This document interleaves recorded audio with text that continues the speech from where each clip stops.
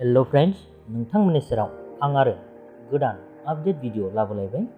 लोगोफोर, भिडिअखौ जागायनायनि सिगां नोंथांमोना जुदि आंनि चेनेलखौ दासिमबो साबस्क्राइब खालामाखैब्ला अन्नानै साबस्क्राइब खालामनानै लादो, बिदिनो गोदान भिडिअनि आपडेट मोननो थाखाय। लोगोफोर, बे भिडिअनि आपडेटआनो जादों बर'निनो देरसिन मुंदांखा मेथाइ रोजाबगिरि मानगोनां बिग्राय ब्रह्म बिथांनि चेनेलनि गेजेरजों मोनसे गोदान बड' मेथाइ फैगासिनो दं। बे मेथाइनि मुङानो जादों नोंखौ मोजां मोननायनि। मेथाइखौ रोजाबदों बिथां बिग्राय ब्रह्मआनो। लाइरिक्स आरो टिउनखौ होदों बिथां फुंखा महिलारिया।